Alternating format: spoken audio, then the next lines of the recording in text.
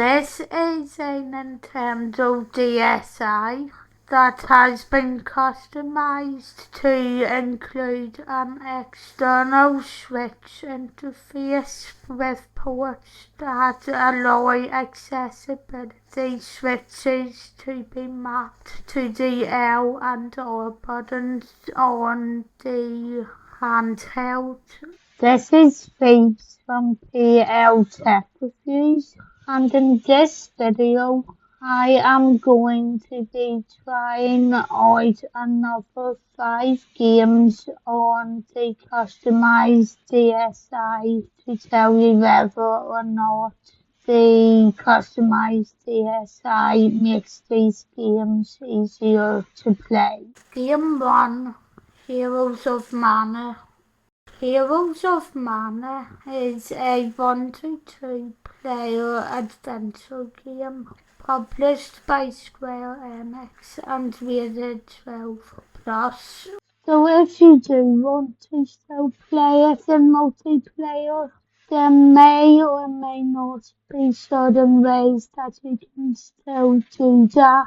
Throughout the game, you play as a range of characters, including Rodsette, Raquel, Kokas, Jameer, and Kelly, who, while investigating rumors of an impending invasion, find themselves riding on a ship that is shot down by a rival group. After landing in a forest, Rodsette and Raquel find out they've been separated from the others, but they are soon discovered by a beastman patrol, as well as Kokas, Jameer, and Kelly. The rest of the game challenges you to help the characters stop the peaceful village of Mintask from being attacked and rising to the challenge of defeating the enemies. Now, let's look at the controls.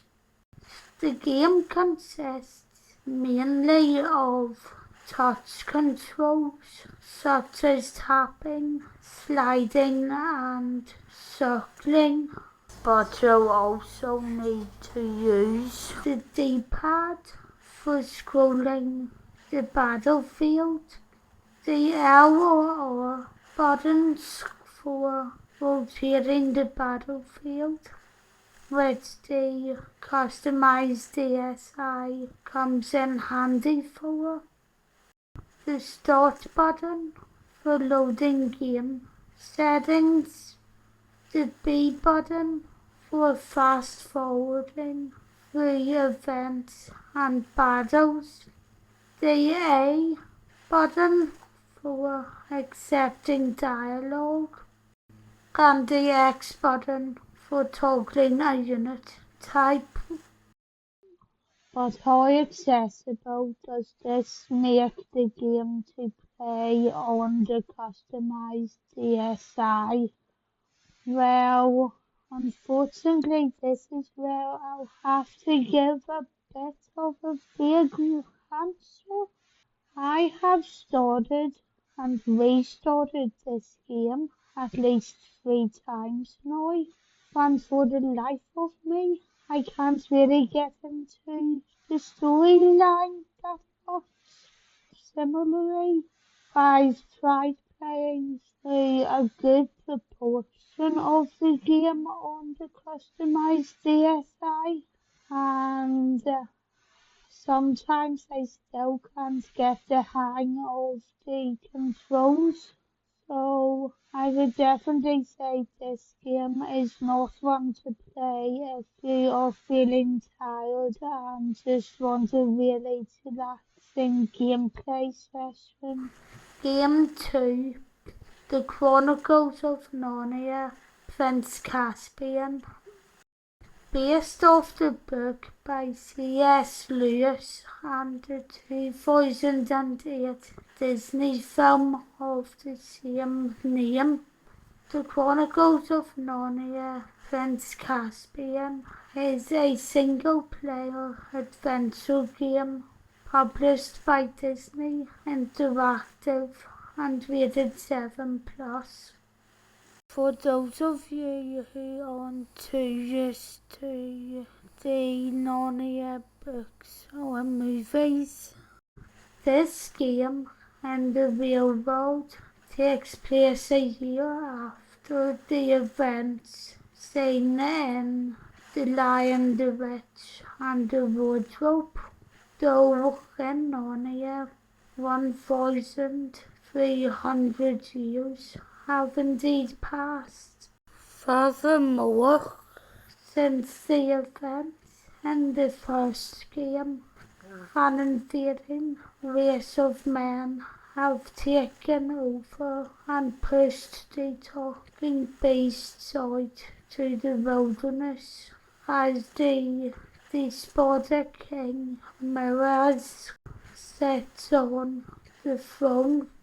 Your goal throughout this game is to help Miraz's nephew, Prince Caspian, overthrow his evil uncle and bring the talking beasts in from the cold with the help of the Pevensie children you play as in the first game. However, in relation to the controls in this game, most of them are either touch or button based, with the touchscreen doubling as a tool for you to navigate characters and menus, which it does alongside the D-pad, while also acting as your tool for competing in combat during fight scenes. Furthermore, you'll also find yourself using the select button if you want to activate character setup menus, the start button if you want to get to the exit menu, and if you want to blow the horn that lets you flee from the battlefield, you'll have to blow in to the DS's microphone.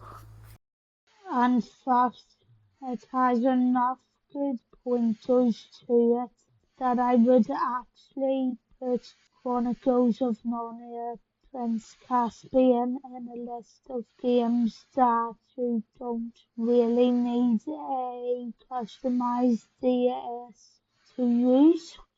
Game 3, Salem Secrets.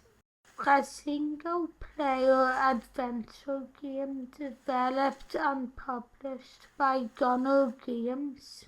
Salem Secrets is rated 3+ and is set during the 1692 Salem witch trials in Massachusetts, where 4 young girls have been suffering from mysterious fits and bizarre tantrums, while whispers amongst the townsfolk exist that the girls have been afflicted by witchcraft. Throughout the game, we play as Constable Hawthorne, who has been sent by the governor of Massachusetts to investigate these rumors and to uncover the truth behind the Salem curse. During the game, you have to solve riddles and search for clues and hope that you get to the bottom of the questions proposed by the game. The controls are yet again mainly touch-based, with a stylus being used for navigation and interaction. But other than that, other controls that you have to use throughout the game include the L button, which you have to press in order to reveal directional arrows for movement or magnifying glass for closer inspections of areas. The B button, which is used to access the journal, including character notes, and the select button, which returns you to the main menu. And while there aren't any toggle options to toggle the L button on, as this game was developed long before those options were publicly even considered. You can put the accessibility switch that maps to the L button on a clamp, so there's a potential workaround. Game 4, Percy Jackson and the Lightning Thief, a single-play adventure strategy game based on the film of the same name. Percy Jackson and the Lightning Thief was developed by Activision and is rated 12+.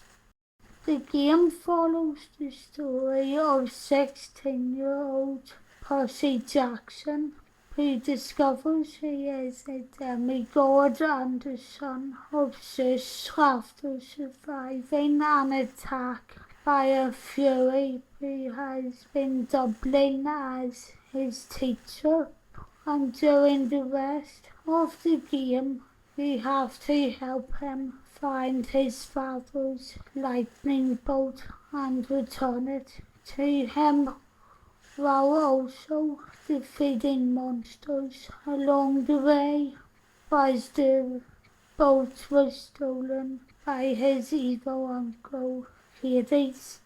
Similar to Chronicles of Narnia, Prince Caspian, the game is touchscreen based, but it doesn't offer any button controls. Therefore, you play the game completely with the touchscreen, whether that be for controlling characters and using their powers, blocking attacks when enemies attack, or when competing in combat. But while this should make gameplay a lot easier, I found it very difficult to get the hang of timing. So while the game makes perfect sense from a narrative perspective, especially as I'm one of the generation who grew up with the Percy Jackson books and loved them, it isn't exactly a game I would advise playing if extremely knackered. Game 5, Puzzle Quest, Challenge of the Warlords, a puzzle game that is blended with a story theme of good versus evil. Puzzle Quest, Challenge of the Warlords was developed by Vicious Cycle and published by D3 Publisher of Japan, while also being rated 3+. Set in the mythical world of Etheria, which is slowly being overrun with evil, you have to help whichever hero you create to protect the kingdom of Botonia from the undead invasion and seek out the vile creatures who risk the safety of your countrymen. To do this, the player has to defeat their enemies in the battle grid, travel the world, gathering and completing quests, helping the helpless, defending the defenseless, and befriending the friendless in order to plunge evil forces from the world. You can play the game mostly by using the touchscreen, but other controls in the game include A for confirming selections, B for cancelling or returning to the previous menu, X for centering the camera on a character, or L or R to swap the upper and lower screens. So overall, I would say the games that I have tried out on the Customised DSi are made immensely easier because of the Customised DSi. Now, by all means, some of them you have to think of workarounds to get around, such as using a clamp. But yeah, overall, the Customised DSi makes them so much easier. Well, congratulations for making it to the end of this video. And if you have enjoyed what you have just watched, please consider subscribing. I upload new videos twice a month on accessible technology and gaming. So if that is the type of thing you enjoy, please consider subscribing.